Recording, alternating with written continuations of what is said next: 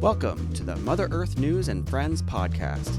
At Mother Earth News for 50 years and counting, we've been dedicated to conserving the planet's natural resources while helping you conserve your financial resources. In this podcast, we host conversations with experts in the fields of sustainability, homesteading, natural health, and more to share all about how you can live well wherever you are in a way that values both people and our Mother Earth.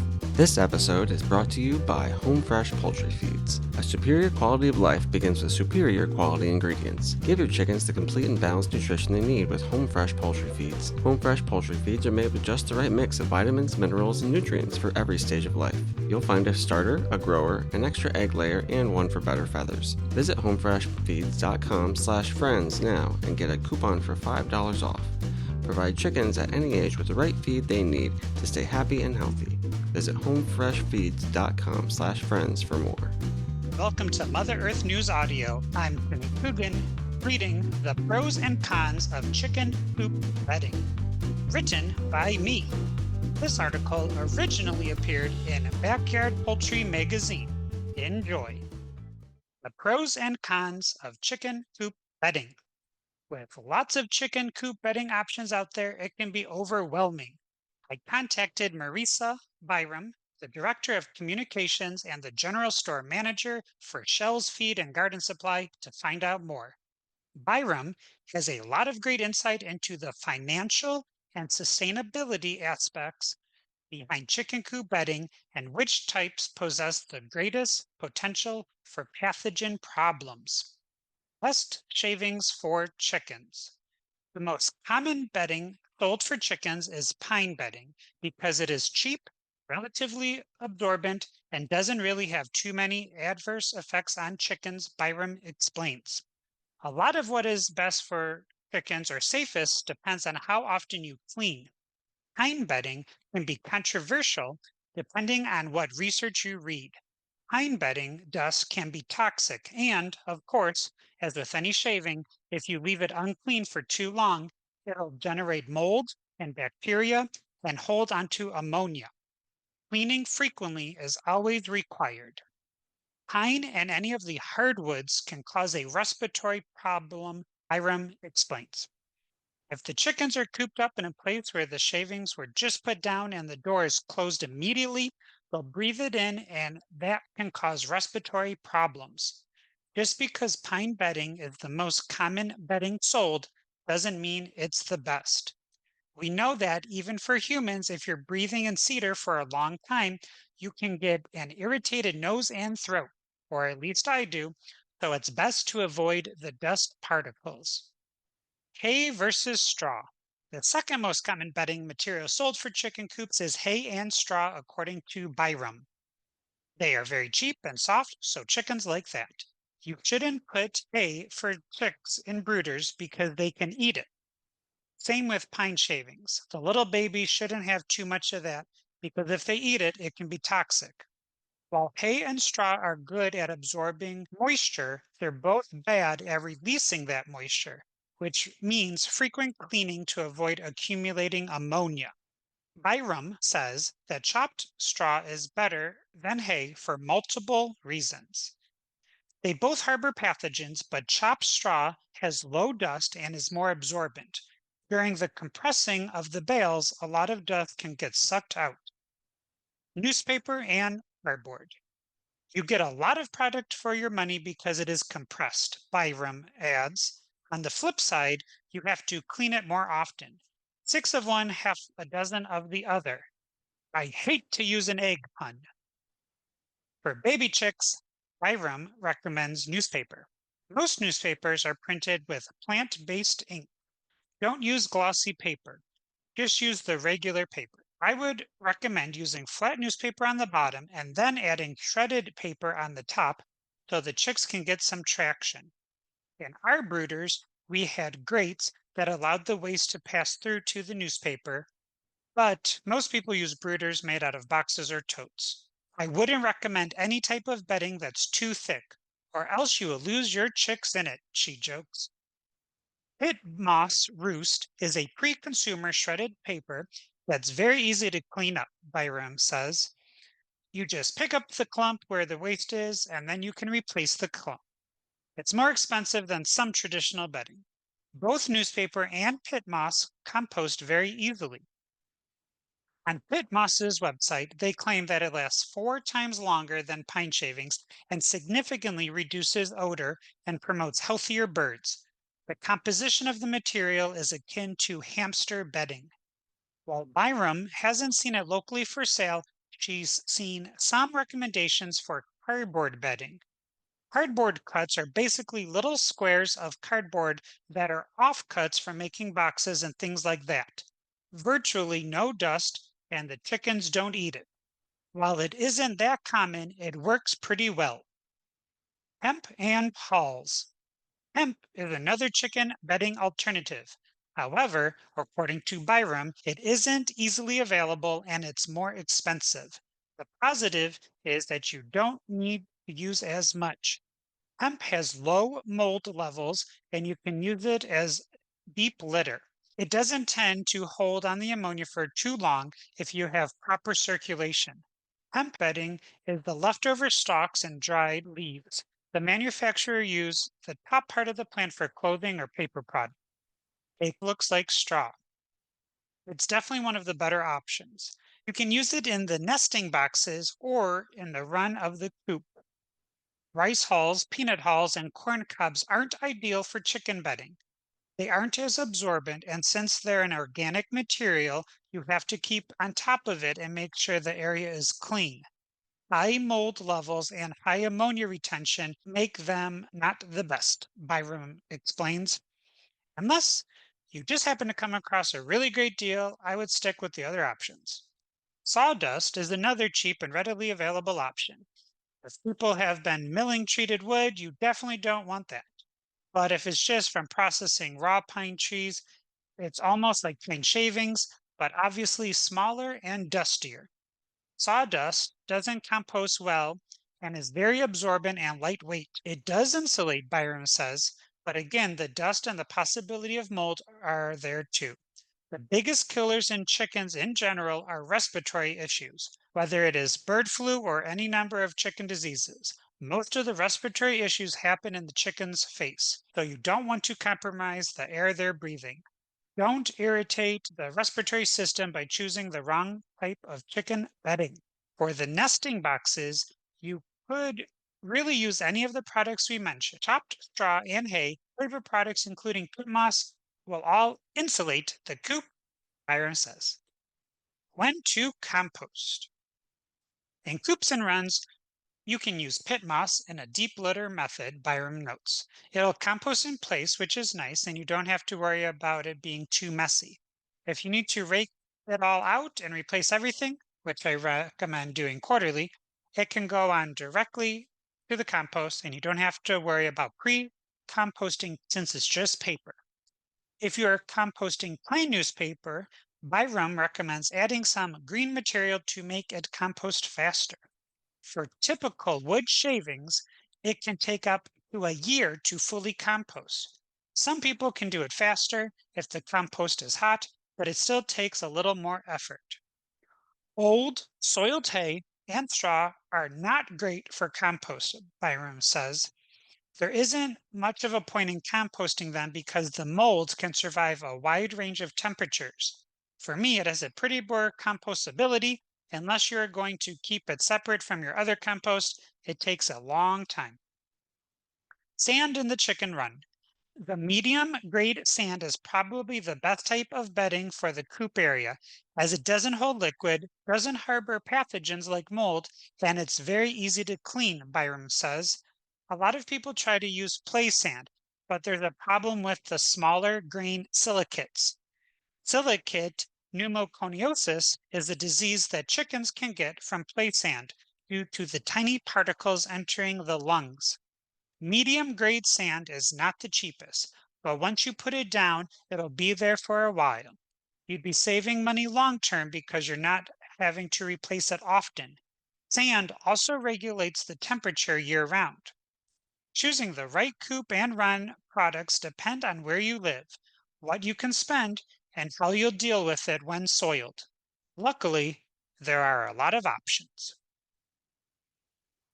Thanks for listening.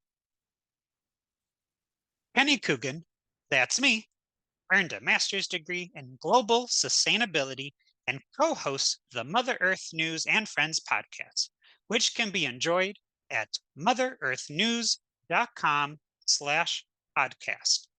I also created and host the TV show Florida's Flora and Fauna with conservationist Kenny Coogan, which will air in the summer of 2025. To learn more about that program, visit Florida's Flora and Fauna. Thank you to our sponsors, Home Fresh Poultry Feeds. A superior quality of life begins with superior quality ingredients. Give your chickens the complete and balanced nutrition they need with Home Fresh Poultry Feeds. Home Fresh Poultry Feeds are made with just the right mix of vitamins, minerals, and nutrients for every stage of life. You'll find a starter, a grower, an extra egg layer, and one for better feathers.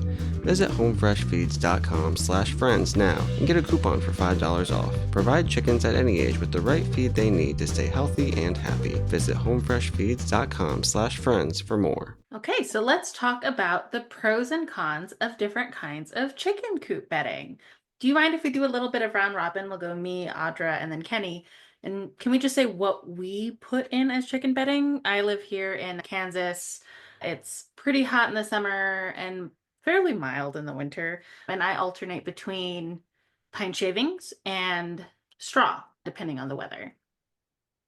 Audra, what's in your chicken coop? We always use pine shavings because I detest straw.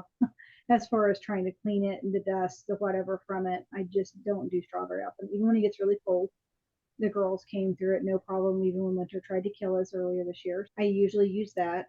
I did see one lady, though. I do want to share this one because it was a really cool idea. So she has the poop board, and she gets the chicken feed bags. They're a plasticky feel, at least a lot of them are. So she cuts them open. She lays those on the poop board. And then the next day, she will pull off the dirty ones, lay fresh ones up there, dump the dirty ones in her compost bin, clip them to the fence, and hose them off. Let them dry in the sun, and then folds them away. And then she just switches those out every day. And she has not a lot of. She just uses sand in the base of the coop, which I thought was a cool idea. And I thought that might not be something bad to try out. But for now, I just use pine shavings. It's what I've always used. So. Historically, for my ducks and chickens, I have put several layers of newspaper down, which I get for free. And then, because of where I'm located, I use hay. I don't use straw. I use hay because hay is cheaper in my region. And it's just easy to use. The feed store person knows that I and all of my neighbors are using hay, which is supposed to be for food, as bedding. And they even say that sometimes they can't get straw in my part of Florida because of supply chain issues. So that's what we use. And then we compost it, which I think we're going to talk about a little bit later. For pigeon coops, you can use dust-free kitty litter, and then you can spot clean it. And if they accidentally eat it, it's okay because it's just like a clay material. And that's what I'm using. Awesome. So it sounds like it's mostly up to availability for most of us. I live in a city and I got to get mine from a feed store. Yeah, my pine shavings come from a feed store, a farm store. In the article, I also wrote about using this pit moss brand.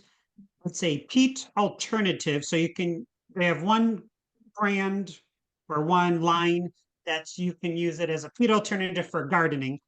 And it's pre-consumer cardboard products. So if you think about if you buy a cardboard box, they punch out these little rectangles so you can fold the box up. And maybe 5 years ago or less, a college student said, "What are we doing with all of these rectangles that are just piling up?" They shredded them and it's like guinea pig bedding or gerbil bedding. And now they're advertising it as like a chicken roost bedding. That's one line. And then the other one is that peat alternative that I mentioned. And I was able to get it from my local feed supply to test it out. I got a couple of bales. I used it in the chicken nests and I also used it in the chicken coop. It worked great. but for the number of birds that I had, it would be cost prohibitive. Now, supposedly coffee ground bedding, you can buy, it's a brand you can buy, and it's been processed in whatever way, so it's not toxic to the chickens anymore if they happen to eat it, which most don't. And apparently it will actually clump up almost like kitty litter in a way, if you will, or whatever. So it's easier to pick it out. Like you could just go in there and sift through it with a sifter thing and get the poop and stuff out, and it smells like coffee grounds all the time. I do have some. I have not actually gotten up the nerve to actually use it yet, because I can only think if I don't like it, the cleanup is going to be a disaster. And I think it's going to track something fierce, like stick to shoes, whatever. And just, I can just see it getting everywhere. And maybe somebody who watches this has used it and can clarify on those bits, but I'm afraid to use it for those reasons. I'm like, there's going to be coffee grounds everywhere. This is a good time to mention, if you comment something on our YouTube page, if you comment something underneath this article, we read it. So if you have any comments, do not hesitate. Please leave them down below. We love to hear it. If it's a really important question or a really important comment, we'll give you a shout out. And Audra, these are spent coffee grounds? Yeah. They've been like utilized already, and they're spent, and it's like a way to recycle the coffee grounds. And supposedly you can like just keep picking it out, so you don't use as much of it. Once you, like, your initial purchase is expensive to get the right amount in there, but then after that it's not so bad. So I said, if anybody watches this and uses that bedding, I would love to hear how it tracks and stuff. I have heard it's not good to use for chicks because they might actually eat too much of it because they're chicks. But once they get to be adult birds, it's really not a big issue. There's like virtually no dust with it and all kinds of stuff. So just that's interesting. I'm really afraid to use it.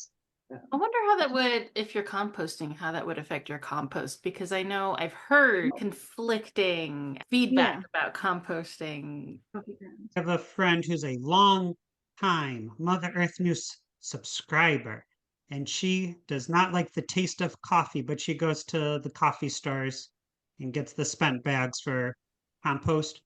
And she says if you put just like a little shot glass of coffee grounds in, your car will smell very nice. I'm a little bit of a coffee snob. I might drink way too much coffee. Yeah.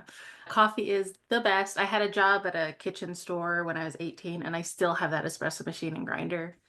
Buy good products and they'll last you forever. But I have coffee galore, and I put it in my fridge instead of baking soda. Not spent grounds, fresh grounds. But that one I actually learned from a Turkish friend of mine.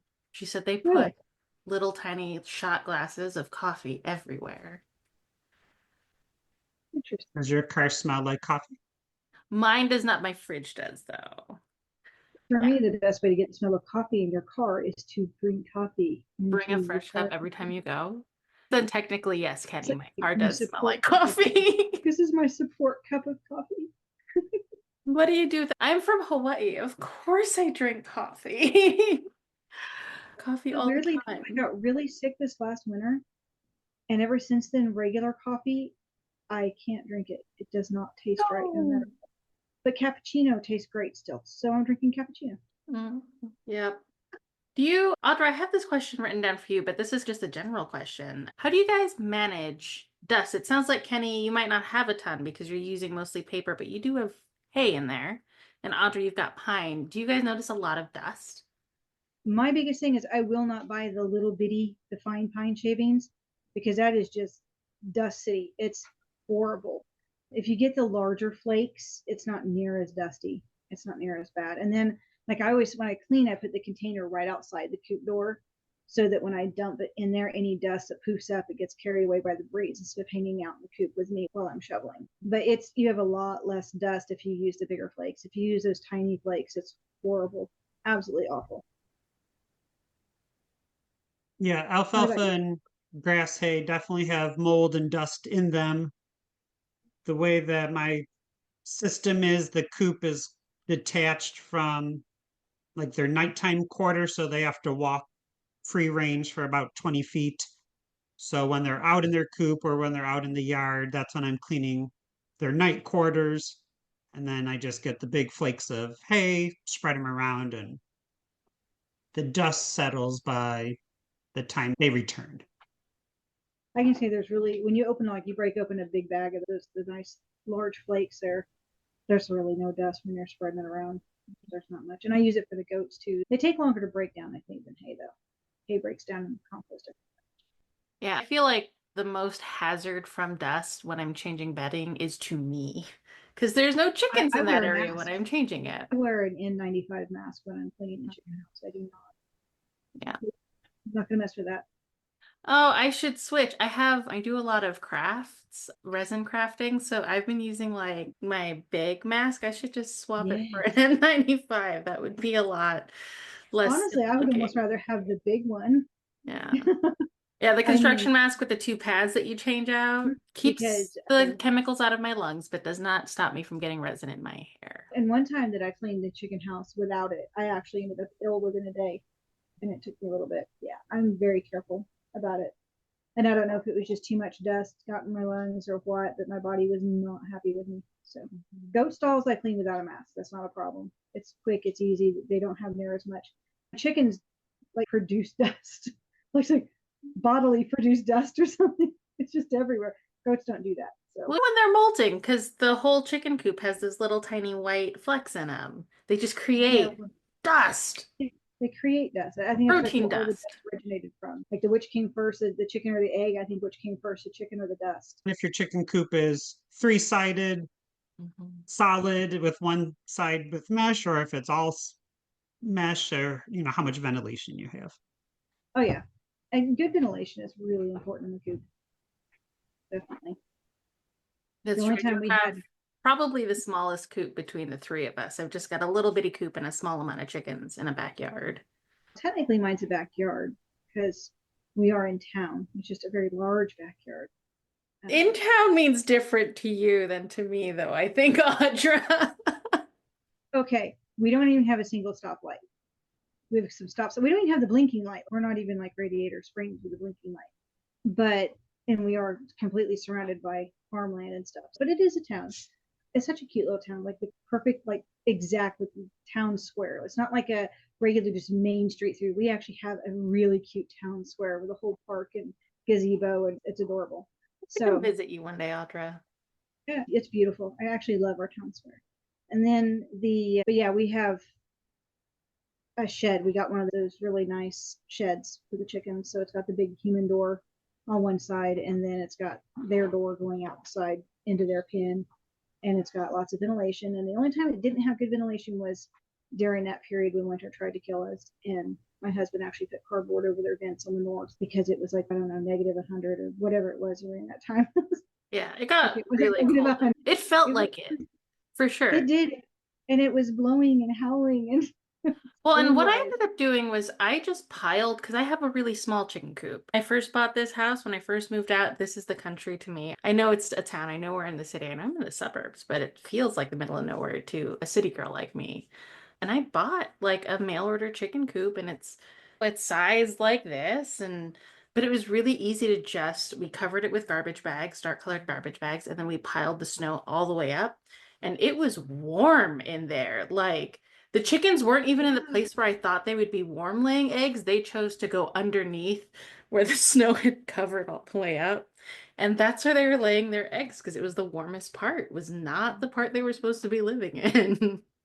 And actually, interestingly enough, because where the baby goats, where their shed is, their door, because we had to go in and out numerous times because of bottles or whatever.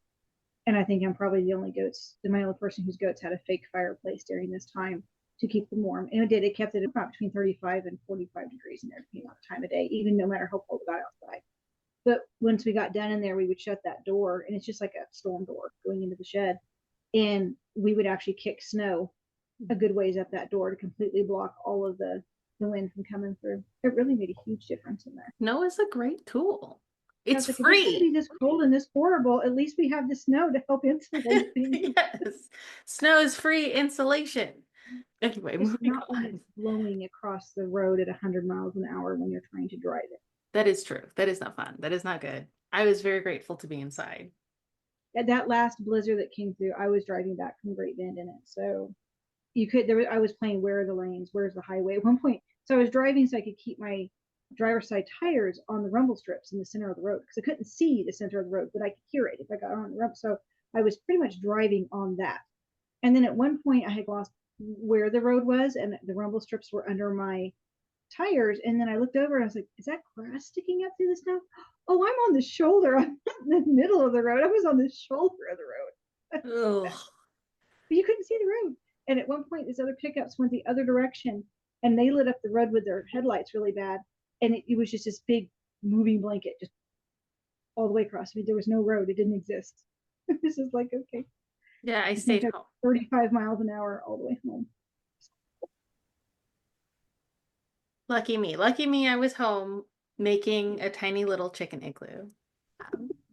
Is it necessary to make chicken dust bathing places for your chicken, or will they make those themselves? So I have never created a dust bath for my chickens. And I currently live in Florida where our land is all sand. And what the chickens like to do is they go underneath the 1 foot overlay of the roof where the rain doesn't hit it. And they go up next to the building and they create their own little sand baths. I also free range them for most of their lives, but in their coop, I did pour some sand in, which they thoroughly enjoyed when we had them locked in the evenings when we couldn't supervise them. But they would appreciate it. If they are cooped in all the time, you can create a little sand, wood ash mixture, or just use sand. Even if you give them mulch, eventually that mulch is going to break down into fine dirt particles and they'll also bathe in that. Ours just like to dig big holes, and let's face it, it's Western Kansas. Dirt is not something we're lacking in. They just tend to make their own. Yeah, mine also like to do it right against my house, and now I have a trench that I have to fill in every year. And don't be concerned if you see a chicken with its head twisted backwards and their feathers are all disheveled. They are probably just enjoying a sand bath. Awesome. Anyway, but back to bedding. Kenny, I think this question's for you. How can I effectively manage and compost chicken bedding, particularly hay and straw? I know you said you use hay, to minimize bacteria and pathogen risk and create cool compost? So composting is a widely used method for the treatment of animal waste, and I've used a 3-bin system made out of 7 pallets, which have lasted me 5 to 10 years. And I definitely wrote an entire article about this in Countryside many years ago, which might have been 5 to 10 years ago. And each of the 3 bins is around 3 feet by 3 feet. And it's important to have a cover over the bins to maintain uniform moisture throughout the pile and minimize leaching. In Florida, maybe similar to Hawaii, we have a seasonal rainy season where we have a thunderstorm every day at 5 p.m. for 4 months of the year. So you don't want all of the good nutrients that you want to be using in your garden to leach from your compost pile. So that's why you need to have a solid wood board or a plastic tarp over the 3 bins. And a compost thermometer is recommended by almost every extension office, but I have never used one. What usually happens is the compost pile eats the compost thermometer, and then I don't want to be sticking my hand in that, so I just feel the compost to make sure it's good. And the way that you do it is you're going to rake the litter from the coop and add it to the first bin. And you can be doing this like once a week, like a deep clean method. And this includes the chicken manure and the leaves and the straw or the wood shavings or the wood chips that you're using as bedding. And you want around 1/3 or 1/4 of the material to be that manure or grass clippings and vegetable and food scraps. And these are known as the greens and the nitrogen source. And then the other 2/3 to 3/4 of it is going to be the carbon source, which are the brown things like the dead things, which are the wood shavings, cardboard, newspaper, and dead leaves. So once a week, you're going to be adding stuff to that first bin. And after several weeks, making it like a lasagna or using a pitchfork and turning it, you're going to have that first bin full. And then you're not going to really do anything to it for 1 or 2 weeks. The temperature should be between 130 and 150. And if it's not warm, if it's not steaming, you can add more water to it, or you can just mix it up more. And then all of this, remember, is covered. And after maybe 6 weeks, so 4 weeks of you adding stuff and then 2 weeks of you letting it leave it alone, you can move all of that to the second compartment. And then you're going to start over. In the first compartment, you're going to be adding more chicken manure and your wood shavings and your hay and things like that. And you just keep repeating. And eventually, when you get to the third bin, it will be 4 to 6 months, and all of that stuff will be broken down into beautiful, it's going to look like beautiful dirt, soil. And then you can dress your trees or your vegetable yard. So you can sprinkle it on the top, or you can mix it into your vegetable. And that's how you're going to be a closed system. Is there anything else that you put in there? So you said you put in chicken manure. Can you also put in like scraps from your kitchen? Yeah, that's the green. Third to a quarter is your manure, and then your vegetable scraps. And everybody says you don't want to be using like oils, fats, meats. Some of that's for environment, some of it's because your compost pile is not going to get hot enough to break it down to be safe. But And you I'm have sure another great podcast about biodigester, which is perfect for those other things. yeah, yes, very good. I Yeah, I listened got to my the master. podcast. I earned my master's degree in global sustainability during the pandemic, and one of like my main professors is a world-renowned biodigester expert. So I've visited his homestead where he has 3 or 4 different size biodigesters, and he wants everyone to have a biodigester. So we wrote an article about that for Mother Earth, and then we also did a podcast about that. We'll He's make sure traveled those links literally all are. over the world, the Middle East, Africa, Asia, maybe South America, to teach people how to be safely composting, all those other things. It's cool. I now want my own little dragon. Yes, he Yeah, I calls wrote them down dragons occasionally because buried they, stuff. I say I have occasionally buried a critter or two that died into the compost bin, but this is a compost bin. It's not going to be used for anything like gardening or anything for a couple of years. So it goes in there, it won't come out for a while. And it yeah, disappears. Alyssa calls it a dragon because he calls it a dragon because it belches fire, and then you can use that to heat up your cookware or warm your house. And then it also like farts out gas, which you could use for other things, methane, Yeah, and you could, yeah, you it's got a whole actually very system interesting. going. And it makes like compost juice. And then it also has this like liquid waste. So it's like the dragon is peeing, burping, farting. It's like a little, you make a little organism. A little organism. Oh, It's okay alive. then. Right. Interesting. Audra should be familiar. It's like a ruminant system. You got that's what Yeah, the yeah, container because is when there's you're yeah. putting it all in. Okay, it's like a rumen. Gotcha. Yeah, it's like you make a giant tank that acts like a tummy and you put Yes. a starter in there or Yep. something. Which can just be manure, like animal manure. Yep. So cool. So Cool. cool. We'll make sure to put links to that article and links to that podcast down below because everyone should learn about biodigesters. They're so cool, Yeah. especially if you're already interested in compost. Yeah. Awesome. And I know we touched on this a little bit, but Audra, for folks on a budget, do you have any other ideas for cost-effective strategies for turning recycled materials into coop bedding? That would be the chicken one, the chicken bag one. Yeah. Oh, just the chicken bag. We'll move that over here. Okay, yeah, that would be that's probably one of your most cost effective because you're literally already buying the chicken food. So you're just reusing the bags and it's not costing you anything. Yeah. So I love recycled chicken feed bag or feed bag, any feed bag projects, because you already have it. Yeah.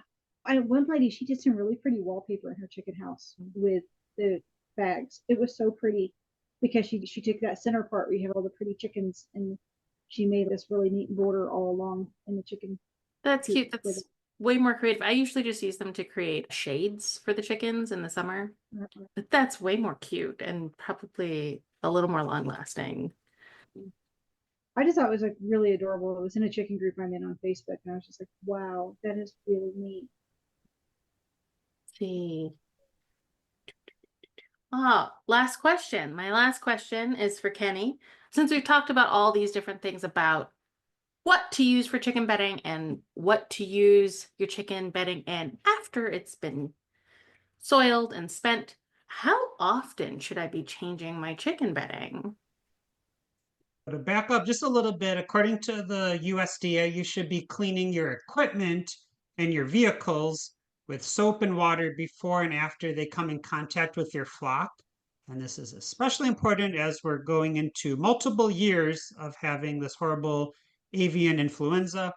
You should make sure that you're spraying the tires and undercarriages of vehicles if you're going like farm to farm, where contact with those infectious agents is most likely to survive because germs can survive months or even years in those types of locations. And how often you clean and replace your bedding will depend on your poultry population. It's going to be different if you have 5 chickens living in a 20 by 10 coop or if you have 20 chickens living in that same area. So what I like to do is try to do a dry clean method once a day up to once a week. And that includes brushing or scraping or using a shovel to remove the manure and feathers. And then you're like spot cleaning it. You need to do this before you use a disinfectant, as the disinfectant will not be able to penetrate organic matter or caked on manure. And if you only have a few birds in a coop, you can do a spot cleaning daily and just remove the feathers. But after a week or two, you're going to need to do a wet clean. And that's where, after you do your dry clean, you're going to scrub all the surfaces with water and a detergent. And the USDA recommends that you work from top to bottom and back to front to avoid contamination.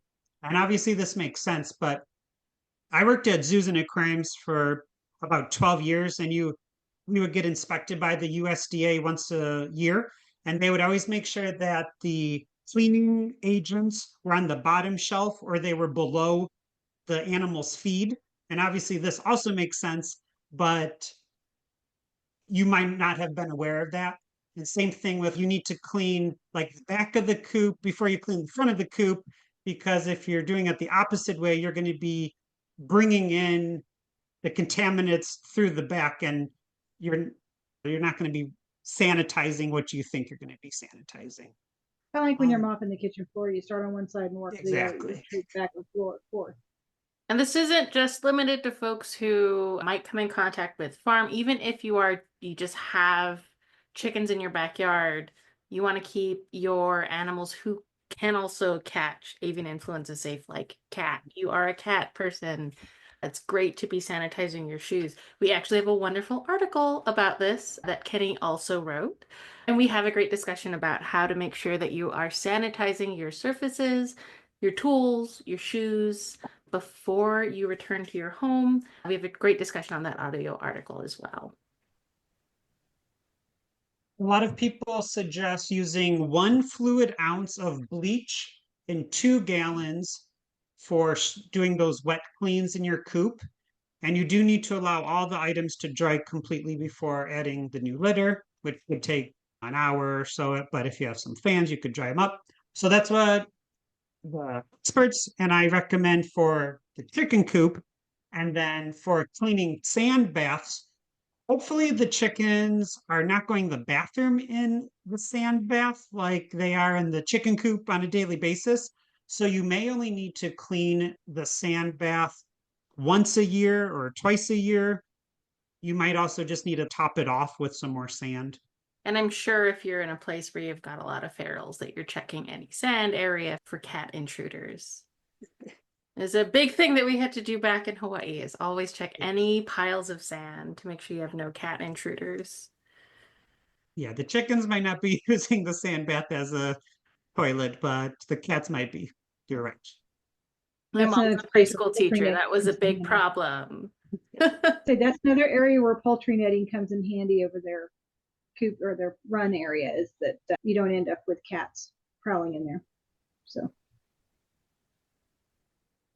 Do we have any last chicken bedding thoughts? Have you guys ever tried some kind of chicken bedding that was just the worst, that was awful, that you'll never touch again? I think this is from the last article that we stopped filming.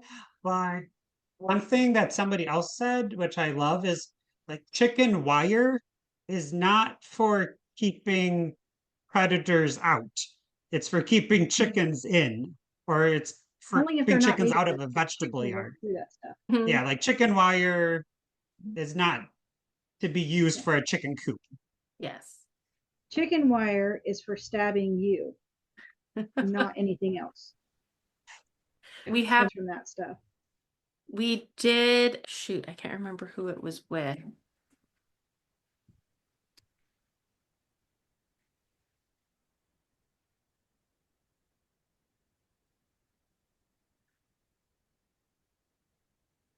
I feel terrible for forgetting her name. I'm so glad we're not live so that I can check this. Tamara, what was her last name? Poultry predators. Preventing poultry predators. It's not Aaron Snyder, is it? That's what I was No, thinking. she was one of our fair speakers, but I was only on the events team. Like, oh, Tamia. Yeah, we have a great podcast with Tamia where she walks through this area where she purchased her from her family farm, and she shows us the old coop which had chicken wire on it, but it was too big, so it did not predator proof. She showed exactly this is where a raccoon's going to get in, this is where. But it's a great video podcast that we have up, and we'll also link that below. She also talks about the benefits of having a rooster and making sure that you don't have a rooster who's mad at you and is focused on protecting his girls. We can't have a rooster where we are. We have weird ordinances here where you are allowed to have a rooster as long as no one complains. But if someone complains, you are no longer allowed to have a rooster. That is written down. That's what's written down. It's not written down. People do it in town, but I figure with the chickens and the goats and all of that, I'm just not gonna throw a rooster in the mix. Plus, there are enough houses around us that when a rooster crows here, because we have had them here before, it echoes off of everything. It's constantly, and it's just, oh my God, shut up, dude. I've found that free eggs are louder than any rooster. Just making sure that I'm sharing my eggs around with my neighbors, my fresh baked goods, fresh muffins. Yeah. Everybody who's a neighbor here gets free eggs because they have to listen to them. We just had a lady move into the south of us, so I need to take her eggs at some point. Chicken education talks for grandkids also goes a long way. It's Easter time. Would you like to take a picture of your kid reaching into a nest with some Easter egg or eggs in there? That?